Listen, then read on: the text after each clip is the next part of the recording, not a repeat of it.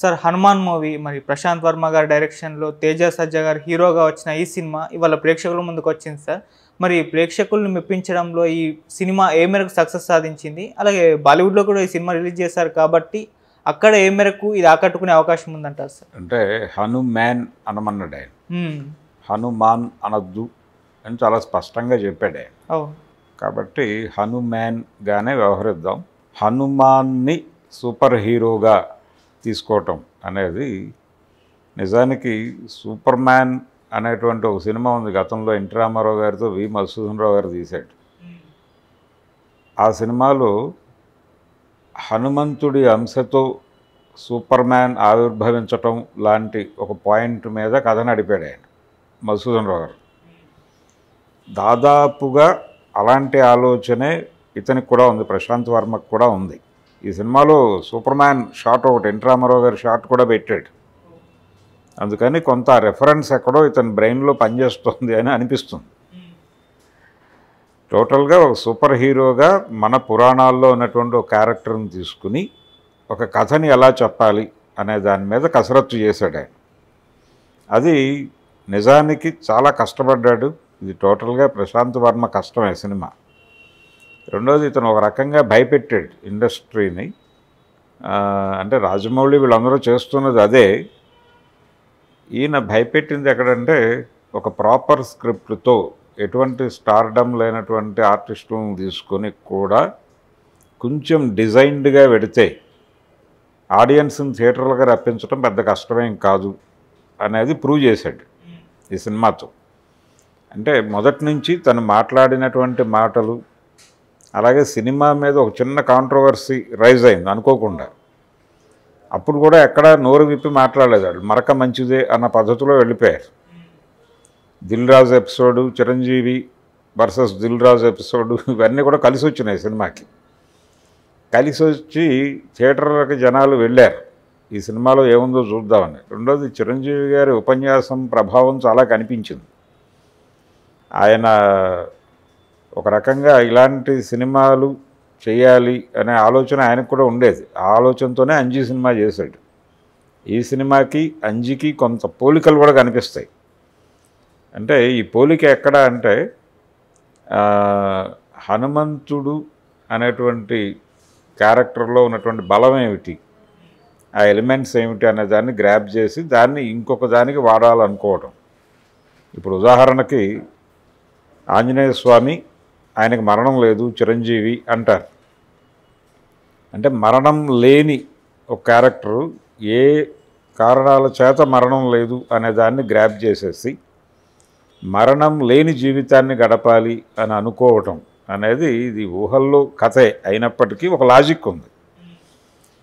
ఈ లాజిక్ మీద ఒక క్యారెక్టర్ని, ఒక విలన్ క్యారెక్టర్ని, ఒక హీరో క్యారెక్టర్ని, అంటే దైవశక్తిని దుర్మార్గమైన కార్యక్రమాలకు వినియోగించాలనుకునేటువంటి క్యారెక్టర్కి, జనం కోసం దీన్ని నిలబెట్టాలి అనుకునేటువంటి క్యారెక్టర్కి మధ్య ఒక ఘర్షణ. దీన్ని సినిమాగా చెప్పటం అనేది చాలా పాత ఐడియానే అయినప్పటికీ దీని మీద స్క్రిప్ట్ వర్కౌట్ చేసుకున్నాడు ఆయన. వర్కౌట్ చేసుకున్నాడు.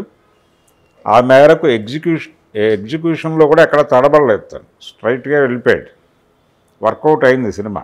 ఫస్ట్ హాఫ్ ఆడియన్స్ని నిలబెట్టగలిగాడు. సెకండ్ హాఫ్లో పర్టికులర్గా ప్రీ క్లైమాక్స్ దగ్గర చిన్న కన్ఫ్యూజను. అంటే దీనికి సీక్వెల్ ఉంటుంది అని ఆయన బ్రెయిన్లో ఉంది, కానీ ప్రేక్షకుడు ప్రిపేర్ అయి ఉండడు. ప్రేక్షకుడిని ప్రిపేర్ చేయటం దగ్గర చిన్న కన్ఫ్యూజన్ వచ్చింది.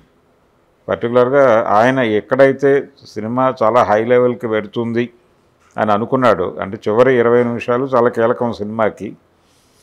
ఆ చివరి 20 నిమిషాలు సస్టైన్ చేయటంలో, ఆ ఎమోషన్ని సస్టైన్ చేయటంలో చిన్న తడబాటు, చిన్న కన్ఫ్యూజను కనిపిస్తుంది. అది కొంచెం బయటకు వచ్చేటువంటి ప్రేక్షకుడికి చిన్న అసంతృప్తి కలిగిస్తుంది, అంతవరకే. ఇది సౌత్ ఆడియన్స్ గురించి నేను చెప్తున్న విషయం. అయితే నార్త్లో ఇది బాగానే కనెక్ట్ అయింది. నార్త్ నుంచి వస్తున్నటువంటి రివ్యూలన్నీ కూడా చాలా మంచి రివ్యూస్ వస్తున్నాయి ఈ సినిమాకి. థియేటర్ని ఎమోషనలైజ్ చేయటంలో, థియేటర్ని ఎంటర్టైన్ చేయటంలో, ఈ రెండిట్లోనూ అతను దాదాపు ఒక 50% విజయం సాధించాడు. ఇది చాలు. టికెట్ కొనుక్కొని థియేటర్లోకి వెళ్ళినటువంటి ప్రేక్షకుడు ఎంటర్టైన్మెంట్ కోరుకుంటాడు, లేదు ఎమోషన్ కోరుకుంటాడు. ఈ రెండు ఉంటే ఓకే, అది పెద్ద హిట్ అవుతుంది. ఇతను ఎంటర్టైన్ చేయగలిగాడు, ఒక మార్మిక వాతావరణంలో కథని నడపగలిగాడు. లాజిక్లోకి వెళితే చాలా గందరగోళం ఉంది సినిమాలో. అంజనాద్రిలో జరిగేటువంటి ఒక అప్రజాస్వామిక పాలన మీద జనం తిరుగుబాటు అనేది సింగిల్ లైన్, ఏకవాక్య కథ ఇది. అంటే ఆంజనేయ స్వామి క్షేత్రపాలకుడుగా ఉన్నటువంటి అంజనాద్రిలో జరిగేటువంటి ఒక కథలో అక్కడ పాలెగాడు ఉంటాడు. ఆ పాలెగాడు చాలా అన్డెమోక్రటిక్గా బిహేవ్ చేస్తూ ఉంటాడు, పన్నులేసి జనాల్ని వేధిస్తూ ఉంటాడు. అతని రాక్షస పాలన నుంచి ప్రజల్ని బయటకు తీసుకురావడమే కథ. ఈ పనిని ఒక సాధారణ పౌరుడు, అంటే సమాజంలో ఏ గౌరవము లేనటువంటి జులాయిగా తిరిగేటువంటి ఒక కుర్రాడు, అల్లరి చిల్లరగా తిరిగే కుర్రాడు ఈ పాలెగాడిని ఎలా ఎదిరించి గెలుస్తాడు, అలాగే ప్రజల్ని ఎలా బతికిస్తాడు అనేది లైన్. ఇతనికి దైవశక్తి ఎలా సహకరించింది అనే దగ్గర ఆంజనేయ స్వామిని తీసుకున్నాడు. ఈ క్రమంలో ఇంకొక విలన్ని క్రియేట్ చేసి, ఒక సూపర్ విలన్ని క్రియేట్ చేసి దీనికి పై లేయర్లో ఇంకొక కథ నడిపాడు ఆయన. ఆ పై లేయర్లో కలిపినటువంటి కథ ఏదైతే ఉందో, పై లేయర్లో నడిపినటువంటి కథ ఏదో ఉందో దాని మీద ఇంకొంచెం వర్కౌట్ చేసి ఉండొచ్చు. వర్కౌట్ చేసుంటే ఫస్ట్ హాఫ్ సెకండ్ హాఫ్ని డివైడ్ చేసుకోవటంలో ఇంకొంచెం మార్పులు కనిపించేవి. నిజానికి చాలా ఎమోషను ఈ ప్రస్తుత సమాజానికి చాలా అవసరమైనటువంటి ఒక కథని, ఒక పాయింట్ని తీసుకున్నాడు ఆయన పై లేయర్ కథకి. ఆ పై లేయర్ కథని ఇంకొంచెం డీటెయిల్డ్గా వర్క్ చేసి ఉంటే, అంటే ఇందులో ఒక సూపర్ విలన్ ఉంటాడు, సూపర్ హీరో కావాలనుకునేటువంటి ఒక సూపర్ విలన్. ఆ సూపర్ విలన్ క్యారెక్టర్ని ఇంకొంచెం జనాలకి కనెక్ట్ అయ్యేలాగా డిజైన్ చేసి ఉంటే, ఇంకొంచెం వర్క్ చేసి ఉంటే దాని మీద, అది చాలా అవసరం ఇప్పుడు సమాజానికి. దాని మీద వర్కౌట్ చేసుంటే కనుక సినిమా ఇంకొంచెం ఎమోషనల్గా ఉండుండేది. అయితే ఈయన దృష్టి టోటల్గా విఎఫ్ఎక్స్, తను థియేటర్లో కూర్చున్నటువంటి ప్రేక్షకుడిని మెస్మరైజ్ చేయడానికి ఎలాగా వాళ్ళని సర్ప్రైజ్ ఎలిమెంట్స్ ఇవ్వాలి వాళ్ళకి అనే దాని మీద ఎక్కువ కేంద్రీకరణ నడిచింది. అందుకని కొన్ని డీటెయిల్స్ వదిలేశాడు ఆయన. ఆ వదిలేసిన డీటెయిల్స్ కొంత ఇబ్బంది కలిగించింది, కానీ టోటల్గా సినిమా పర్వాలేదు. ఇంకొకటి, ఇది గుంటూరు కారంతో పోటీ పడింది. గుంటూరు కారం మహేష్ బాబు సూపర్ స్టారు, ఆయన సక్సెస్ఫుల్ డైరెక్టర్ త్రివిక్రమ్ శ్రీనివాసు, వాళ్ళ కాంబినేషన్లో వస్తున్న సినిమా మీద ఈ సినిమా పోటీకి దిగటం అనే దాని మీద చాలామంది రకరకాలుగా వ్యాఖ్యానాలు చేశారు. కానీ కంపారిటివ్గా ఆ సినిమాతో పోలిస్తే ఇది చాలా బెటర్గానే ఉంది.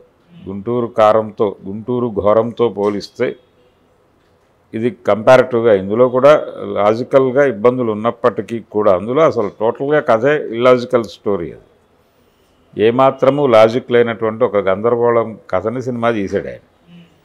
ఇది కొంత పర్వాలేదు, ఇది నిలబడుతుంది సినిమా. దాంతో పోలిస్తే ఇది బెటర్ మూవీగానే చెప్పుకోవాలి. ఈరోజు రిలీజ్ అయినటువంటి 2 సినిమాల కంపారిజన్లో చెప్తున్నాను.